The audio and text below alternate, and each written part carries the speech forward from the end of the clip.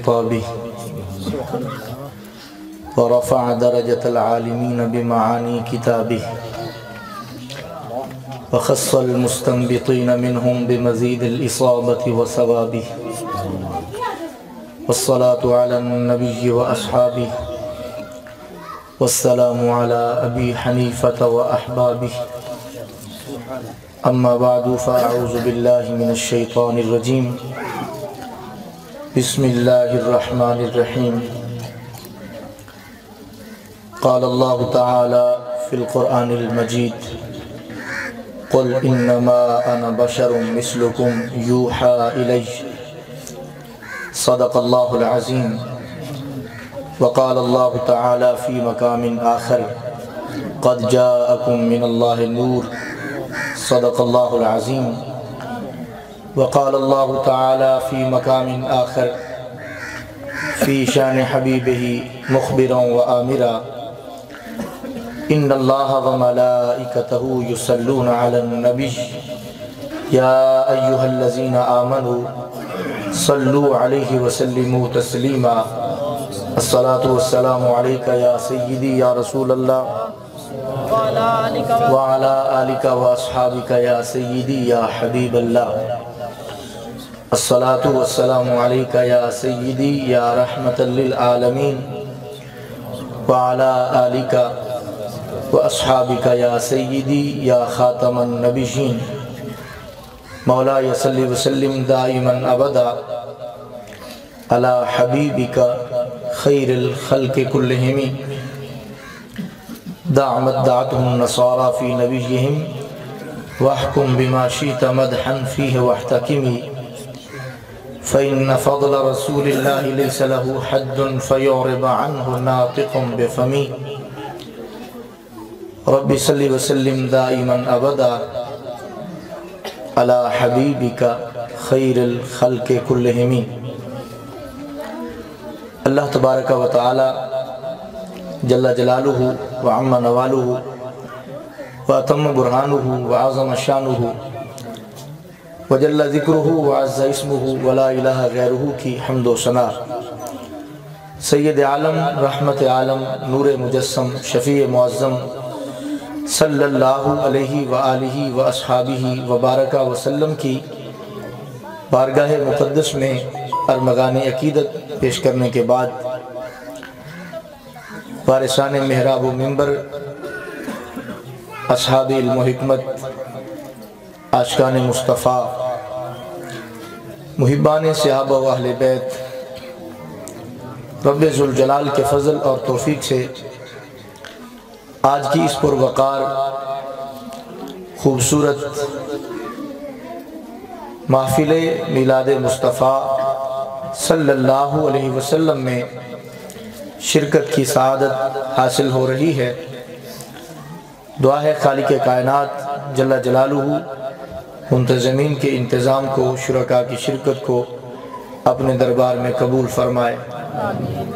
خطیب اہل سنت برادر محترم حضرت مولانا احسان المصطفیٰ مجددی باروی صاحب ادام اللہ ذلہ نے احکر کو آج کی اس محفل میں شرکت کا حکم فرمایا۔ آپ کے ارشاد کی تعمیل کرتا ہوا آپ کی خدمت میں حاضر ہوں۔ دعا ہے رب ذوالجلال ہمیں قرآن و سنت کے مضامین اور مفاہیم کو بطریق احسن آپ تک پہنچانے کی اور اس پر عمل کی توفیق عطا فرمائے۔ کثیر تعداد میں علماء کرام جلوہ گر ہیں، میں ان کے ناموں سے واقف نہیں، ورنہ ضرور ان کے نام سے اپنی زبان کو مبارک کرتا۔ میرے لیے سارے ہی قابل عزت ہیں۔ ان تمام علماء میں اور عوام میں جس کا عقیدہ امام احمد رضا والا ہے، میں ان کے جوتوں کے اٹھانے کو بھی اپنے لیے سعادت سمجھتا ہوں۔ اللہ تبارک و تعالی ان علماء ربانیین کا سایہ عوام اہل سنت کے رؤوس پر قائم اور دائم فرمائے۔ برادران اسلام، میں نے دوران خطبہ 2 آیات مقدسہ آپ کے سامنے تلاوت کرنے کی سعادت حاصل کی ہے۔ انہی کو لے کر اپنے مضمون کو اختصار کے ساتھ بیان کرنے کی کوشش کروں گا۔ اہل سنت و جماعت کا اغیار کے ساتھ ایک مسئلہ صدیوں سے چل رہا ہے، ستیزہ کار رہا ہے ازل سے تا امروز، چراغ مصطفی سے شرار بولہبی۔ صدیوں سے اہل اسلام کا غیروں کے ساتھ یہ جھگڑا چل رہا ہے کہ ہمارے آقا صلی اللہ علیہ وسلم نور ہیں یا بشر ہیں۔ وہ کہتے ہیں کہ سرکار بشر ہیں اور ہم جیسے بشر ہیں، اور ہم اہل سنت و جماعت کہتے ہیں ہمارے آقا صلی اللہ علیہ وسلم نور بھی ہیں، بشر بھی ہیں۔ آپ کی بشریت قرآن کی نص قطعی سے ثابت ہے، اور آپ کی نورانیت کی بھی قرآن کی نص سے ثابت ہے۔ لہٰذا ہم سرکار کی دونوں شانیں مانتے ہیں۔ ہمارے نبی علیہ السلام نور بھی ہیں، ہمارے نبی علیہ السلام بشر بھی ہیں، مگر فرق ہے ہماری بشریت میں اور سرکار کی بشریت میں۔ اگر سرکار نور ہیں تو سارے نوریوں کے سردار ہیں، اگر سرکار بشر ہیں تو بے مثال بشر ہیں۔ نہ کوئی نوریوں میں ان کی مثال ہو سکتا ہے، نہ بشروں میں ان کی مثال ہو سکتا ہے۔ ان کو رب ذوالجلال نے یہ شان دی ہے کہ اللہ کی سرتا بقدم شان ہے یہ، ان سا نہیں انسان، وہ انسان ہے یہ۔ قرآن تو ایمان بتاتا ہے انہیں، ایمان یہ کہتا ہے میری جان ہے یہ۔ اب اس مضمون کو بیان کرنے سے پہلے امام بیضاوی رحمۃ اللہ علیہ کی تفسیر سے اختصار کے ساتھ اس کا خلاصہ پیش کرنا چاہتا ہوں کہ کیا حکمت ہے کہ رب ذوالجلال نے ہمارے نبی صلی اللہ علیہ وسلم کو نور بھی بنایا، بشر بھی بنایا۔ رب ذوالجلال کے ہر کام میں کروڑوں حکمتیں ہیں۔ یہ جو اللہ کا کام ہے کہ اس نے اپنے نبی کو نور بھی بنایا، بشر بھی بنایا، تو اس میں کیا حکمت تھی جس کی بنیاد پر رب ذوالجلال دونوں شانیں دے رہا تھا؟ تو یاد رکھنا، بخاری میں، مسلم میں، مشکات میں اور دیگر کتب حدیث میں یہ الفاظ موجود ہیں۔ ہمارے آقا صلی اللہ علیہ وسلم نے فرمایا انما انا قاسم واللہ یؤتی، کہ رب ذوالجلال مجھے دیتا ہے اور میں آگے تقسیم کرتا ہوں۔ رب ذوالجلال کے خزانے، رب خزانوں کا مالک ہے، اللہ عطا کرتا ہے، مگر ہم ڈائریکٹ اللہ سے نہیں لیتے، اللہ ہمارے نبی کو دیتا ہے اور ہمارے نبی ہمیں عطا فرماتے ہیں۔ ہمارے نبی علیہ السلام ہمیں عطا فرماتے ہیں۔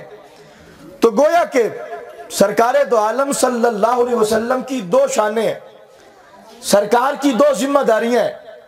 ایک ذمہ داری ہے رب سے لینے والی، اور دوسری ذمہ داری ہے رب کے بندوں میں تقسیم کرنے والی۔ سرکار دو عالم دو کام کرتے ہیں، اللہ سے لیتے بھی ہیں، بندوں میں بانٹتے بھی ہیں۔ علماء تشریف فرما ہے فیض لینے والے میں اور فیض دینے والے میں مناسبت ضروری ہے۔ اگر فیض لینے والے میں، فیض دینے والے میں مناسبت ہی کوئی نہ ہو، ربط کوئی نہ ہو، تو پھر فیض لیا نہیں جا سکتا، فیض دیا نہیں جا سکتا۔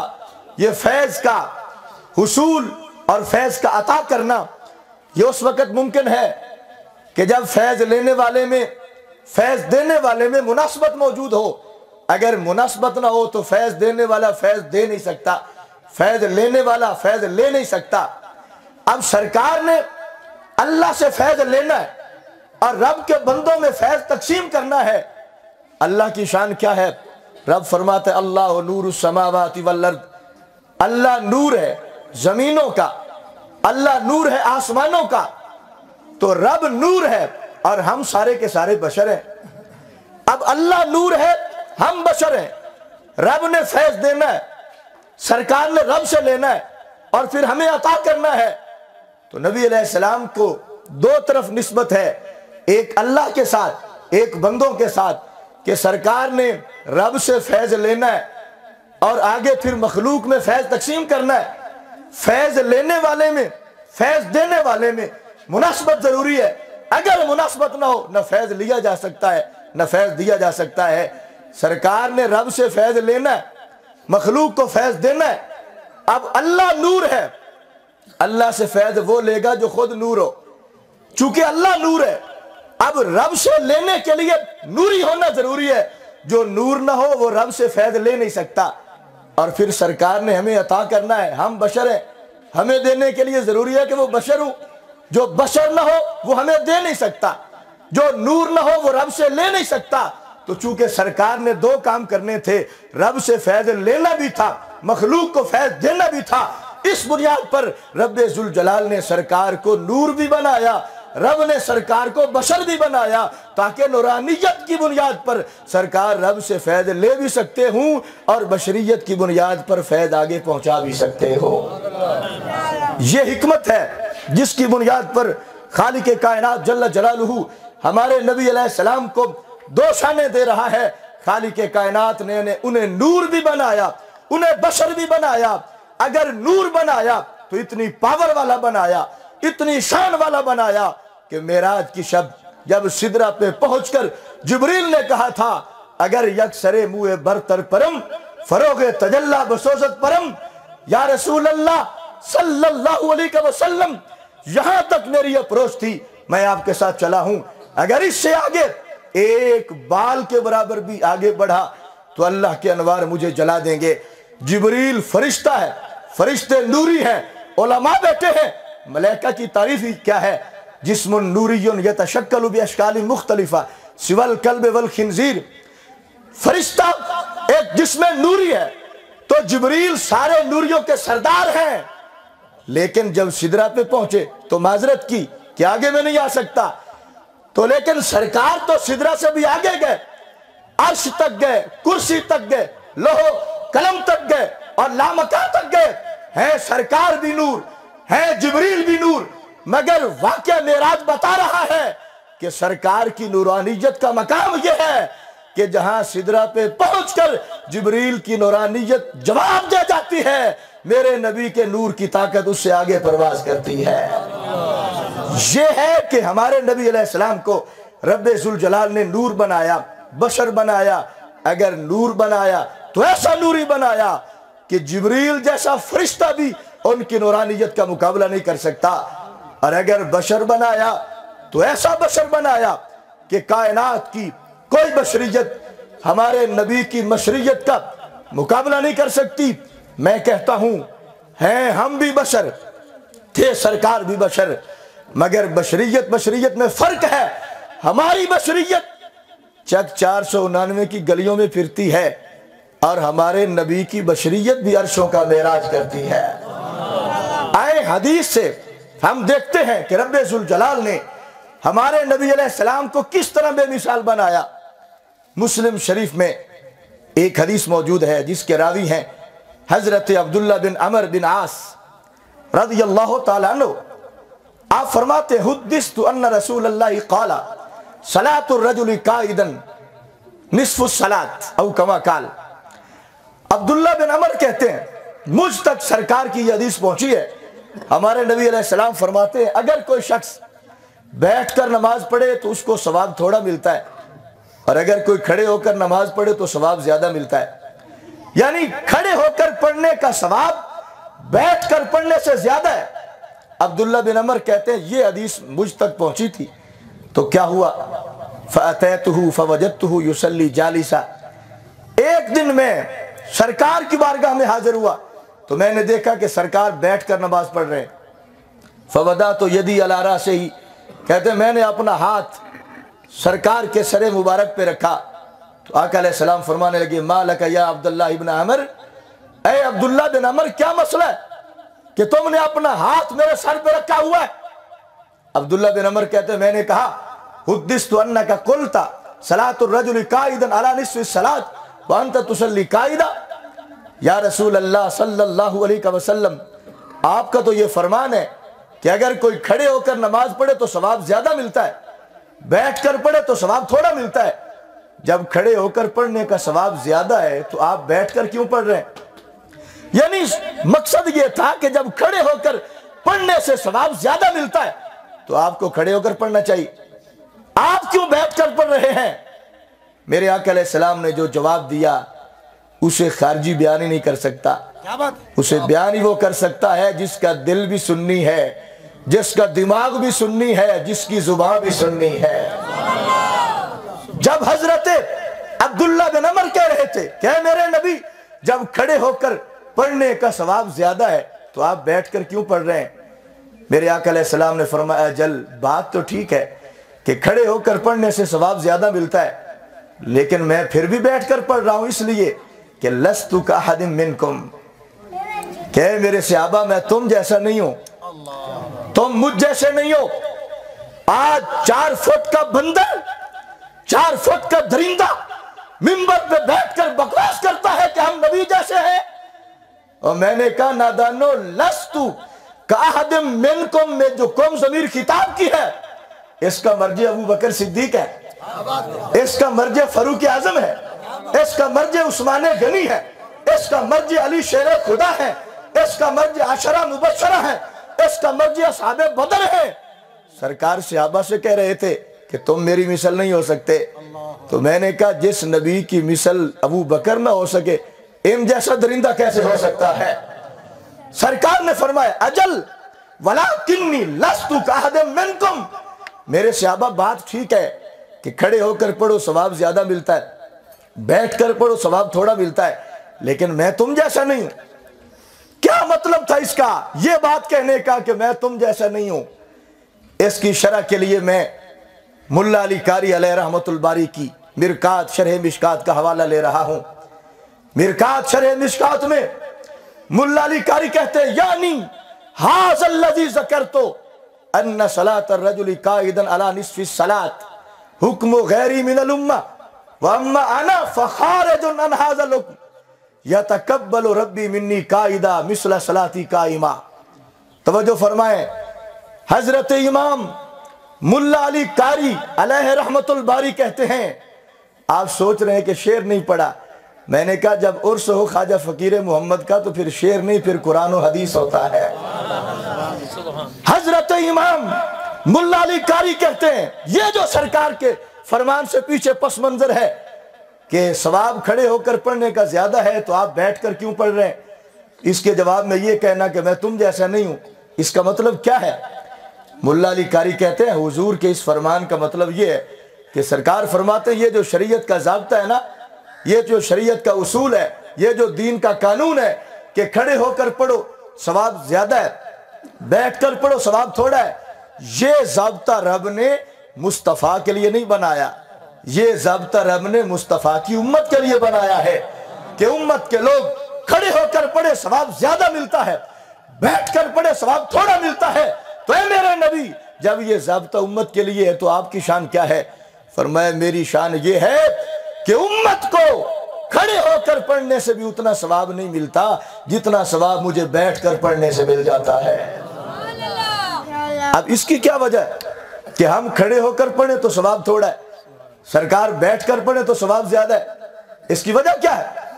मैंने कहा, इसकी वजह को पढ़ने के लिए जिस निस्बत से एहसानुल मुस्तफ़ा मुजद्दिदी बने, मैं उस मुजद्दिद के मकतूबात से इसका जवाब देता हूं ताकि ख्वाजा फकीर मोहम्मद के मुर्शिद की भी बात हो जाए। चूंकि मुजद्दिद अल्फ़सानी हमारे सिलसिला आलिया नक्शबंदिया मुजद्दिदिया के बहुत बड़े सतून है, और ये 12वीं है तो मैं सिवागी हूं, हमारा भी इसमें हिस्सा है। हम अपने मुर्शिद की बात करेंगे, ये उनका भी मुर्शिद है, ये तुम्हारा भी मुर्शिद है, ये हमारा भी मुर्शिद है। मुजद्दिद अल्फ़सानी ने मकतूबात में लिखा, फरमाया, मुजारियान व कुलबराना नीज खिदमत पादशाहमी कुनत अम्मा खिदमत मुकर्रबान दीगर अस्त आजा नामे ज़रात व कुलबरानी बुर्दन एने मासियत अस्त व मुज़दहर कार बांदाज़ आकार अस्त कुलबराना ब मेहनत तमाम दर रोज़े यक तंगा उजरत मी गिरन व मुकर्रब दर साआते ब खिदमत हुजूर मुस्तहिक के लखा भी गर्दानी। मुजद्दिद अल्फ़सानी कहते हैं, क्या सबब है कि हम बैठकर पढ़े सवाब थोड़ा, हम खड़े होकर पढ़े सवाब ज्यादा है, और सरकार का मकाम यह है कि हमें खड़े होकर पढ़ने से उतना सवाब नहीं मिलता जितना सरकार को बैठकर पढ़ने से मिलता है। फरमाया, सबब यह है कि बादशाह के दरबार में 2 किस्म के लोग होते हैं, 2 तबके हैं बादशाह के दरबार में। ایک طبقہ ہے جو بادشاہ کی بھینسوں کو چارہ ڈالتا ہے، بادشاہ کی زمین میں ہل چلاتا ہے، بادشاہ کے بچوں کو تعلیمی اداروں میں چھوڑ کے آتا ہے، گھر کے کام کاج کرتا ہے، مہمانوں کی خدمت کرتا ہے۔ ایک طبقہ وہ ہے، اور دوسرا طبقہ ہے بادشاہ کے دوستوں کا، بادشاہ کے محبوبوں کا، بادشاہ کے مقربین کا۔ وہ جو مقرب ہیں نہ وہ بھینسوں کو چارہ ڈالتے ہیں، نہ زمین میں ہل چلاتے ہیں، نہ مہمانوں کی مٹھی چاپی کرتے ہیں، وہ صرف بادشاہ کو ان سے پیار ہے۔ وہ بادشاہ کے دل کو مانوس کرنے کے لیے چند لمحے بادشاہ کے پاس بیٹھ جاتے ہیں۔ لیکن ہوتا کیا ہے، جنہوں نے سارا دن ہل چلائے، جنہوں نے سارا دن بھینسوں کو چارہ ڈالا، جنہوں نے سارا دن مہمانوں کی خدمت کی، انہیں سارا دن کی خدمت سے شام کو 1 روپیہ ملتا ہے۔ اور جو صرف چند لمحے بادشاہ کے پاس بیٹھا، کام کوئی بھی نہیں کیا، انہیں بادشاہ شام کو لاکھوں روپے سے نواز دیتا ہے۔ وہ بھی بادشاہ کے پاس رہتے، بھینسوں کو چارہ ڈالنے والے ہے، یہ بھی بادشاہ کے پاس بیٹھتا، لیکن فرق کیا ہے، ایک کی حیثیت مزدور والی ہے، دوسری کی محبوب والی ہے۔ تو مجدد الفسانی کہتے ہیں ہم سارے بندوں کی حیثیت اللہ کے دربار میں مزدور والی ہے، اور نبی علیہ السلام کی حیثیت اللہ کے محبوب والی ہے۔ تو اس بنیاد پر ہمیں کروڑوں سجدوں سے، ہمیں ہزاروں حجوں سے، ہمیں لاکھوں روزوں سے اتنا ثواب نہیں ملتا جتنا ثواب اللہ اپنے نبی کو ایک سجدے پہ عطا فرما دیتا ہے۔ یہ ہے سرکار کی بے مثلیت کہ ہیں ہم بھی بشر تھے، وہ بھی بشر، مگر فرق ہے۔ میں پوچھنا چاہتا ہوں قاری صاحب ان بندوں سے جو کہتے ہیں ہم نبی جیسے ہیں، میں نے کیا تم پر اللہ کی وحی اترتی کہ تم نبی جیسے ہو؟ کیا تمہاری بیویوں کو امہات المومنین کہا جاتا ہے؟ کیا تمہارے پاس بیٹھنے والوں کو صحابہ کہا جاتا ہے؟ کیا تم دھوپ میں چلو تو تم پر بادل کا سایہ ہوتا ہے؟ کیا تمہارے چاہنے سے، تمہارے لعاب سے کھاری کنواں میٹھا ہو جاتا ہے؟ کیا تمہاری انگلی کے اشارے سے چاند کے 2 ٹکڑے ہو جاتے ہیں؟ کیا تمہارے چاہنے سے ڈوبا سورج واپس آ جاتا ہے؟ اگر نہیں آتا تو ماننا پڑے گا اوروں کو بشریت اور ہوتی ہے، رب کے پیاروں کی بشریت اور ہوتی ہے۔ ہمارے نبی علیہ السلام کو رب ذوالجلال نے کیا شان دی؟ کسی نے کہا ہے نا کہ ڈٹھے ورق قرآن دے پھول سارے، تیری شان جہاں نہ کوئی اور ڈٹھا، تیری شان دا کرے مقابلہ جو انہوں عاشق ازلی چور ڈٹھا۔ کوئی نور آکے کوئی بشر آکے پہندہ ہر پاس ایہو شور ڈٹھا، اللہ والے گل بکا چھوڑی تسا اور ڈٹھا سا اور ڈٹھا۔ پیر سید میرے علی شاہ نے اس لیے تو کہا تھا نا کہ کیا شان ہے ڈھولن دی، کوئی مثل نہیں ڈھولن دی، چپ کر میرے علی تھا جا نہیں بولن دی۔ ہمارے نبی علیہ السلام کو رب نے 2 شانیں دی ہے، شان نورانیت دی وہ بھی بے مثال، شان بشریت دی وہ بھی بے مثال۔ میں آپ کو ایک مثال دیتا ہوں جس سے آپ کو سادہ لوگوں کو پتا چلے کہ سرکار کی مثلیت ممکن نہیں۔ خصائص کبریٰ اٹھا کے دیکھیے۔ جاء رجل الى النبی علیہ السلام فقال یا رسول اللہ انی زوجت ابنتی وارید ان تعیننی۔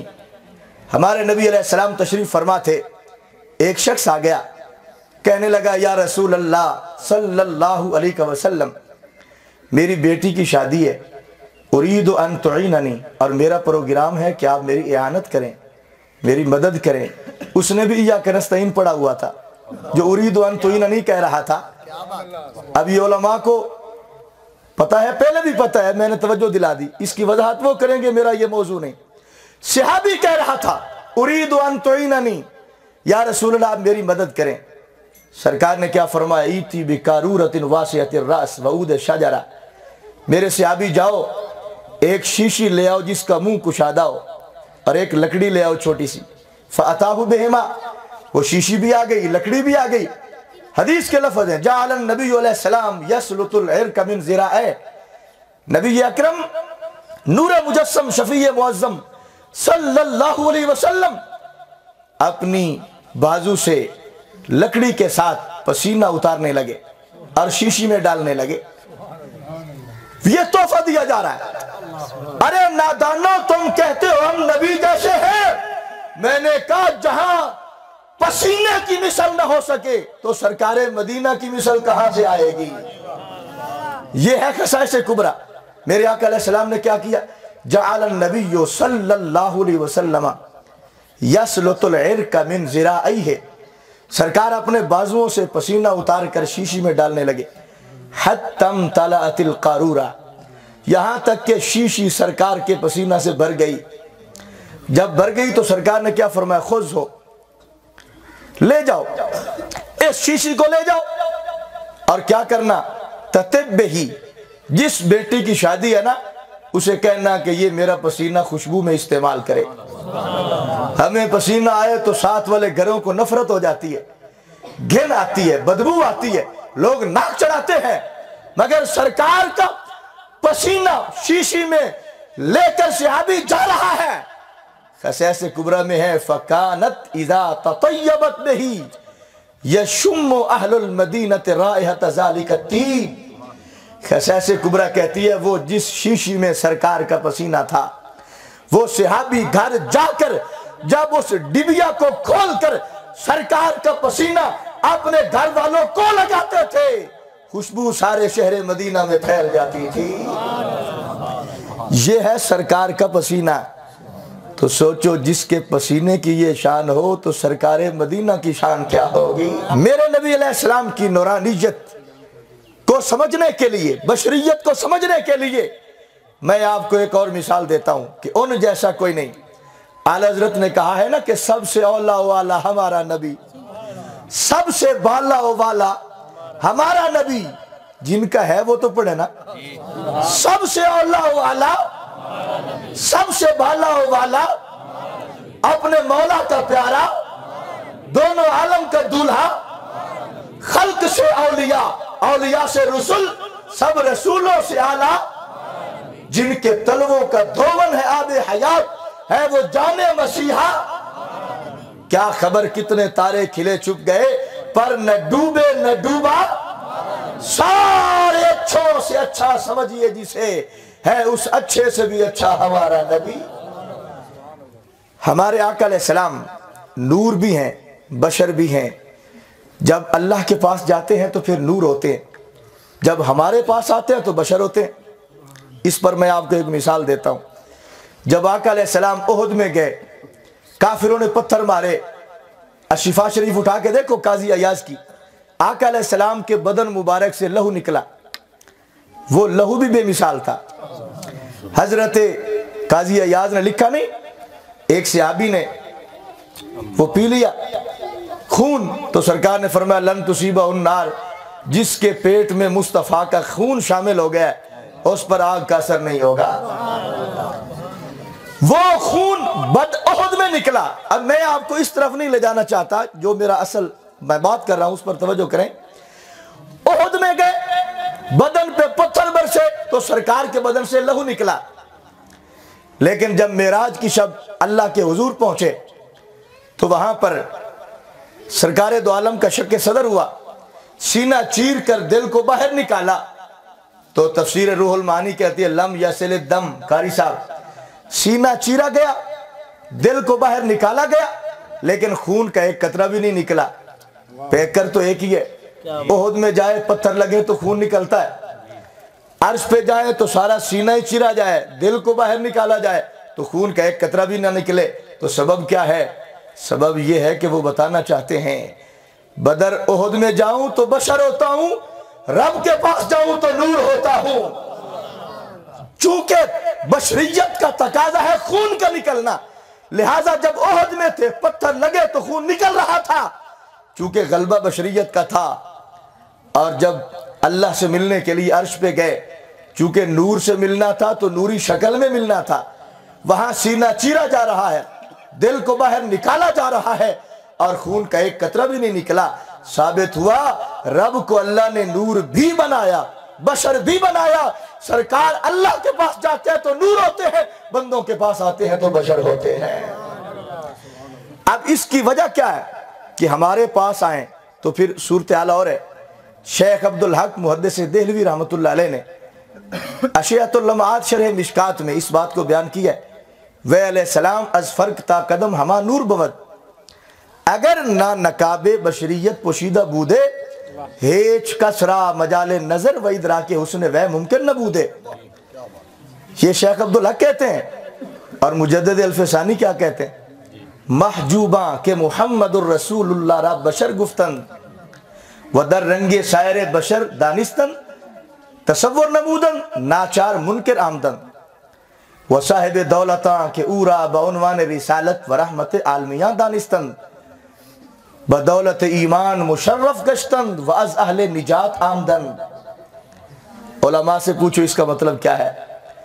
شیخ عبدالحق محدث دہلوی رحمت اللہ علیہ کہتے ہیں ہمارے نبی علیہ السلام کو اللہ نے سر کی چوٹی سے لے کر پاؤں کے ناخن تک سراپا نور بنایا تھا. اور یہ صرف شیخ عبدالحق نہیں کہتے، یہ مصنف عبد الرزاق میں ہے.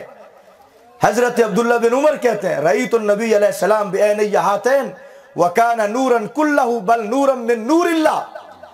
عبداللہ بن عمر کہتے ہیں میں نے سر کی آنکھوں سے سرکار کو دیکھا تو میرے نبی علیہ السلام سر کی چوٹی سے لے کر پاؤں کے ناخن تک سراپا نور تھے، اور صرف نور نہیں تھے، نور من نور اللہ تھے.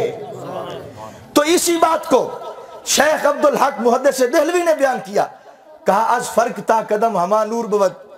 ہمارے نبی علیہ السلام سر کی چوٹی سے لے کر پاؤں کے ناخن تک سراپا نور تھے. پھر لوگ کہتے ہیں کہ نور ہم بھی مانتے ہیں لیکن نور حصی نہیں مانتے، نور مانوی مانتے ہیں. آپ کو نہیں پتا ان باتوں کا. علماء سے پوچھو کہ یہ اس لفظ میں کتنا بڑا دا لگاتے ہیں تمہیں.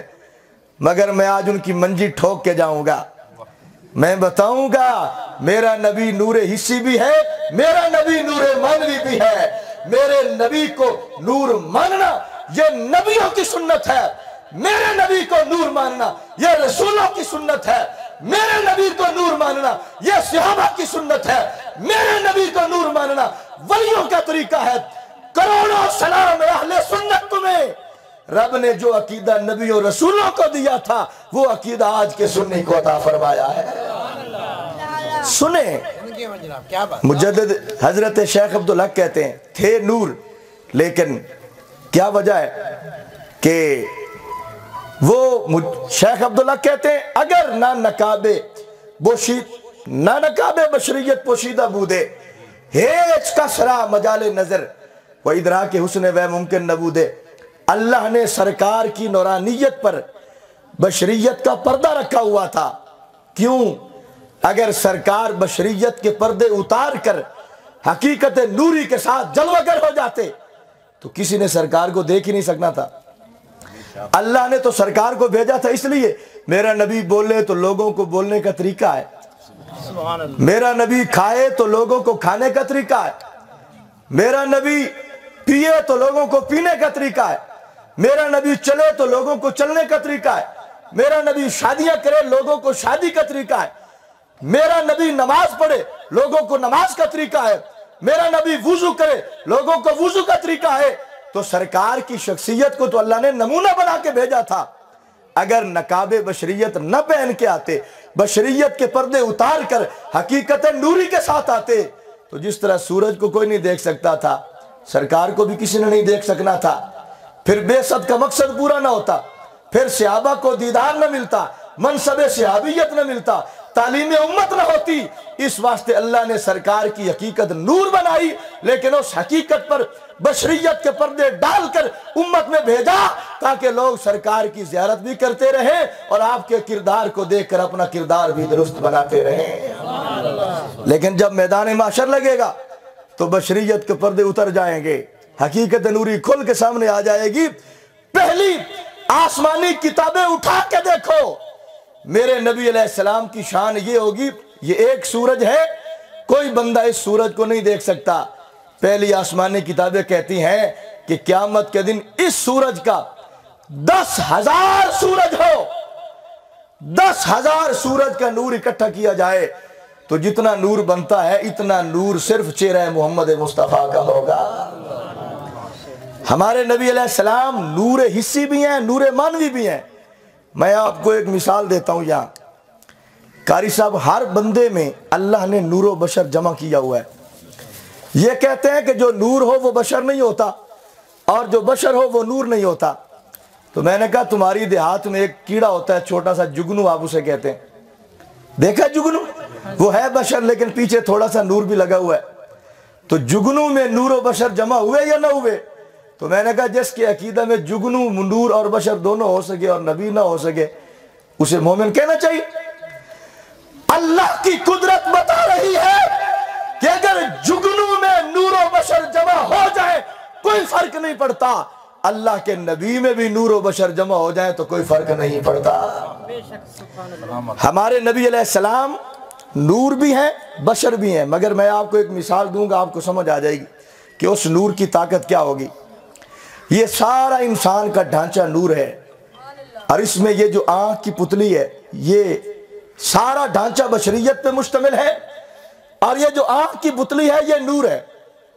کہتے ہیں نا میری آنکھوں میں نور ہے، جملہ بڑا خوبصورت ہے اور تحقیقی جملہ ہے آپ کو سمجھانے کے لیے. سارا پیکر انسانی بشر ہے اور اس میں یہ تھوڑی سی آنکھ کا ڈھیلا نور ہے. قبلہ توجہ فرمائیں. تو جس کی یہ آنکھ کی پتلی صرف نور کی ہے اس کی اپروچ کیا ہے؟ فلسفے والے کہتے ہیں کہ یہ جو سورج ہے نا یہ چوتھے آسمان پر ہے. کہاں ہے؟ چوتھے آسمان پر. زمین سے لے کر آسمان تک 500 سال کا رستہ ہے، اور پھر آسمان کی موٹائی بھی 500 سال کا رستہ ہے. پھر پہلے آسمان سے دوسرا آسمان 500 سال کا رستہ ہے.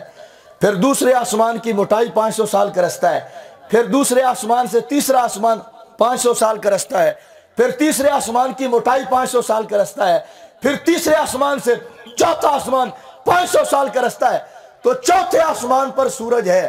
یہ کتنے کلومیٹر بنتے ہیں؟ تو جس کو اللہ نے یہ تھوڑی سی آنکھ میں نور دیا اس کی پہنچ یہ ہے کہ یہ چوتھے آسمان پر سورج کو دیکھتا ہے. توجہ ہے؟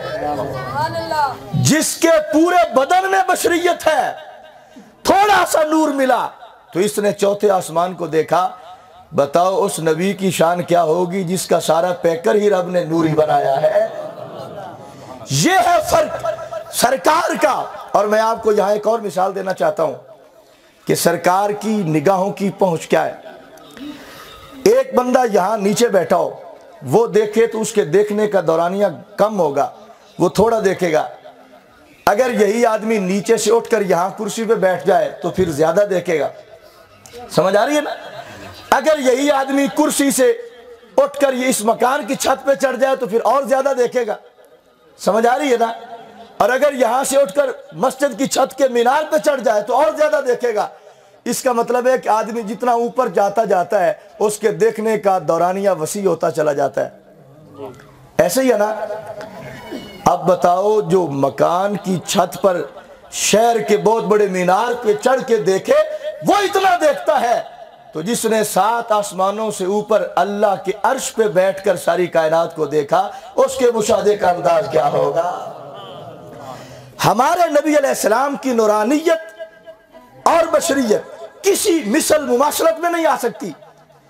اور سرکار نور حسی بھی تھے، سرکار نور مانوی بھی تھے. نور حسی کیا ہوتا ہے؟ کچھ لوگ جو دوسرے طبقے کے ہیں نا وہ امت کو پریشان کرنے کے لیے کہتے ہیں جی ہم بھی نور مانتے ہیں. کس نے کہا ہے کہ ہم نور نہیں مانتے؟ تو آپ ان سے پوچھیں کہ آپ سرکار کو نور مانوی مانتے ہیں یا نور حسی مانتے ہیں؟ وہ سرکار کو نور مانوی مانتے ہیں، نور حسی نہیں مانتے. نور حسی کیا ہوتا ہے؟ نور حسی کا مطلب ہوتا ہے کہ ہم آنکھ سے دیکھیں تو لائٹیں ہمیں نظر آئیں، کرنیں نکلتی ہوئی پھوٹتی ہوئی ہمیں نظر آئیں، یہ ہوتا ہے نور حسی. اہل سنت کے عقیدہ میں سرکار نور حسی بھی تھے، نور مانوی بھی تھے. تو یہ کہتے ہیں سرکار صرف نور مانوی تھے، نور ہدایت تھے، نور حسی نہیں تھے. ہم اس پر دلیل دیتے ہیں کہ اللہ نے ہمارے نبی کو نور حسی بھی بنایا تھا، نور مانوی بھی بنایا تھا. اب سنیں، آپ کو میں حدیث سناتا ہوں تاکہ آپ کا ایمان تازہ ہو. حضرت سیدہ حلیمہ سعدیہ رضی اللہ تعالی عنہا جو سرکار کی دائی ہیں، جن کے لیے سرکار نے چادر بچھائی تھی، جن کے لیے سرکار کھڑے ہوئے تھے، وہ کہتی ہیں تفسیر مظہری اٹھا کے دیکھیے، ما کننا نحتاج الی السراج من یوم اخذناہ لأن وجہہ کان انور من السراج. حضرت حلیمہ سعدیہ کہتے ہیں دیکھو نا رات جب پڑ جائے ہم بلب جلا لیتے ہیں، ہم ٹیوب جلا لیتے ہیں، روشنی کا کوئی انتظام کر لیتے ہیں. اور پہلے دور میں لوگ دیے جلا لیتے تھے، جہاں اندھیرا ہوتا تھا دیا جلاتے تھے تو کمرے میں روشنی ہوتی تھی۔ حضرت حلیمہ سعدیہ کہتی ہیں جب سے سرکار دو عالم صلی اللہ علیہ وسلم ہمارے گھر میں آئے ہیں ہمیں کبھی کسی کمرہ میں روشنی کے لیے دیا کی ضرورت نہیں پڑی۔ ما کننا نحتاج الی السراج من یوم اخذناہ، جس دن سے ہم نے سرکار کو لیا ہے ہمارے پاس آئے ہیں ہمیں کبھی دیا کی ضرورت نہیں پڑی۔ کیوں؟ لأن وجہہ کان انور من السراج، کیونکہ سرکار کا چہرہ چراغ سے زیادہ روشن ہے۔ تو ہم کیا کرتے ہیں؟ فَإِذَا احْتَجْنَا إِلَى السِّرَاجِ جِئْنَا بِهِ فَتَنَوَّرَتِ الْأَمْكِنَةُ بِبَرْكَتِهِ صلی اللہ علیہ وسلم۔ حضرت حلیمہ سعدیہ کہتی ہیں جب کسی مقام پر اندھیرا ہو جائے، کسی کمرے میں ہمیں اس کمرے میں روشنی کی ضرورت ہو، ہم سرکار مدینہ کو اٹھا کر اس کمرے میں لے جاتے ہیں، سارا کمرہ روشن ہو جاتا ہے۔ یہ ہے سرکار کا نور حسی ہونا۔ پتہ چلا رب ذوالجلال نے ہمارے نبی علیہ السلام کو نور حسی بھی بنایا ہے اور سرکار کو نور معنوی بھی بنایا ہے۔ آقا علیہ السلام نور ہے، اور ایسے نور ہے کہ ساری کائنات کو تخلیق بعد میں کیا گیا، سب سے پہلے اللہ نے ہمارے نبی کے نور کو پیدا کیا۔ آپ پڑھیے مصنف عبد الرزاق میں حضرت جابر بن عبداللہ انصاری رضی اللہ تعالی عنہ جو ہمارے آقا علیہ السلام کے صحابی ہیں، اور یہ امام بخاری کے بھی استاد ہیں امام عبد الرزاق، اتنی مستند حدیث ہے یہ۔ امام عبد الرزاق صنعانی کہتے ہیں حضرت جابر نے سرکار سے پوچھا اخبرنی ان اول شیء خلقہ اللہ تعالی، اے میرے نبی ارشاد فرماؤ کہ اللہ رب العزت نے سب سے پہلے کس چیز کو پیدا کیا تھا؟ توجہ ہے، سب سے پہلے کس چیز کو پیدا کیا تھا؟ میرے آقا علیہ السلام نے فرمایا یا جابر ان اللہ تعالی خلق قبل الاشیاء نور نبیک من نورہ، رب ذوالجلال نے ساری کائنات بعد میں بنائی، زمین بعد میں بنائی، آسمان بعد میں بنایا، چاند بعد میں بنایا، سورج بعد میں بنایا، لوح بعد میں بنی، قلم بعد میں بنا۔ اللہ کے پیارے نبی نے فرمایا جابر اللہ نے ساری کائنات کو بعد میں بنایا تھا، سب سے پہلے تیرے نبی کے نور کو اپنے نور سے بنایا تھا۔ نعرہ تکبیر، نعرہ رسالت، آمد مصطفیٰ، اچھا بعض لوگ یہ کہتے ہیں، مصطفیٰ، بعض لوگ کہتے ہیں اللہ نے سب سے پہلے قلم کو پیدا کیا۔ قاری صاحب قلم کو پیدا کیا وہ حدیث کیا ہے؟ کہتے ہیں اللہ نے سب سے پہلے قلم کو پیدا کیا اور اس سے کہا جو ہو چکا ہے وہ بھی لکھ، جو ہونے والا ہے وہ بھی لکھ۔ تو میں نے کہا جب سب سے پہلے قلم ہی بنی، اس سے پہلے کچھ ہوا ہی نہیں تھا، تو پہلے جو ہوا ہے وہ لکھنے کا کیا مطلب ہے؟ جی ان لوگوں سے میرا یہ سوال ہے کہ آپ جو حدیث پیش کرتے ہوئے کہتے ہیں کہ اللہ نے سب سے پہلے قلم بنائی اور اس سے کہا اکتب ما کان و ما یکون، جو ہونے والا ہے وہ بھی لکھ، جو ہو چکا ہے وہ بھی لکھ۔ میں نے کہا ملا تمہیں ماننا پڑے گا ابتدا کی 3 قسمیں ہیں، ایک ابتدا حقیقی ہے، ایک ابتدا اضافی ہے، ایک ابتدا عرفی ہے۔ اگر اللہ یہ فرماتا نا اکتب ما یکون، جو ہونے والا ہے وہ لکھ، تو پھر ہم تیری بات مان جاتے، لیکن جب اللہ نے یہ فرمایا نا ما کانا بھی لکھ، تو ما کانا کا لفظ بتا رہا ہے کہ وہ جو پہلے ہو چکا تھا اسی کو نور مصطفیٰ کہا جاتا ہے۔ پتہ نہیں کہ حضرت جبریل سے سرکار نے پوچھا تھا تمہاری عمر کتنی ہے؟ انہوں نے کہا مجھے زیادہ تو نہیں پتا، چوتھے حجاب پر ایک ستارہ طلوع ہوتا تھا 70,000 سال کے بعد، اور میں نے اس ستارے کو 72,000 مرتبہ دیکھا ہے۔ تو میرے آقا علیہ السلام نے فرمایا وعزت ربی انا ذالک الکوکب، اے جبریل جس ستارے کو تو نے 72,000 مرتبہ دیکھا ہے وہ ستارہ بھی مجھ محمد کی ذات ہے۔ اللہ اکبر، رسالت یا رسول اللہ، بات کو اختتام کی طرف لانا چاہتا ہوں، توجہ فرمائیں۔ یہ جو نور و بشر کا جھگڑا ہے، پہلی بات تو یہ ہے کہ یہ بڑے عالم بنتے ہیں، درس نظامی کے بڑے ماہر بنتے ہیں اور کہتے ہیں ہم جیسا معلم ہی کوئی نہیں۔ میں نے کہا تمہارے جیسا واقعی کوئی نہیں، ہم جیسا کوئی نہیں، نبی جیسا ہے، ان جیسا کوئی نہیں، ہم جیسا کوئی نہیں۔ نور و بشر پہ یہ اس طرح بھی لوگوں کو خراب کرتے ہیں کہ نور ضد ہے، بشر کی تو دو متضاد آپس میں جمع نہیں ہوتے، تناقض ہے ان میں۔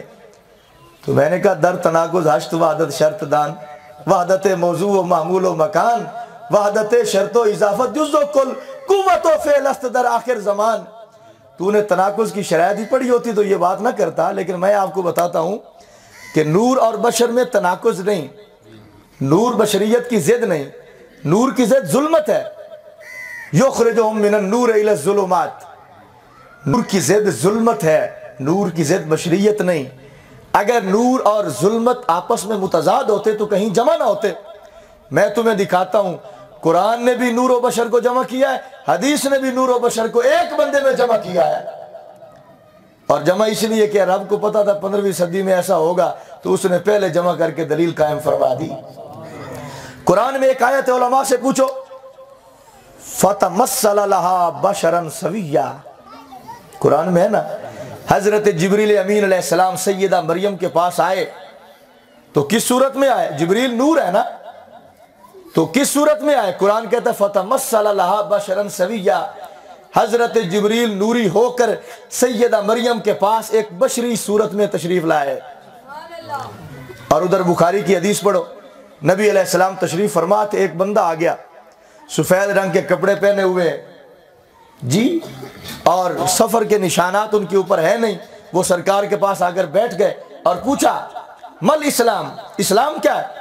حضور نے فرمایا الاسلام ان تشہد اللہ الہ الا اللہ وان محمد رسول اللہ جی، وتقیم الصلاۃ وتؤتی الزکاۃ وتصوم رمضان وتحج البیت، یہ اسلام کی تعریف ہے۔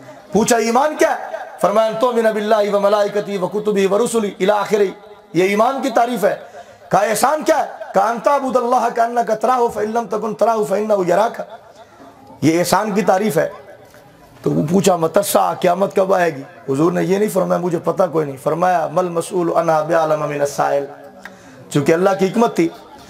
اب یہ میں اصل بات جو کرنا چاہتا ہوں کہ جبریل امین سفید رنگ کے کپڑے پہن کر سیاہ بالوں کے ساتھ بشری صورت میں سرکار کے پاس آئے، جب چلے گئے تو حضور نے پوچھا صحابہ تمہیں پتہ یہ کون ہے؟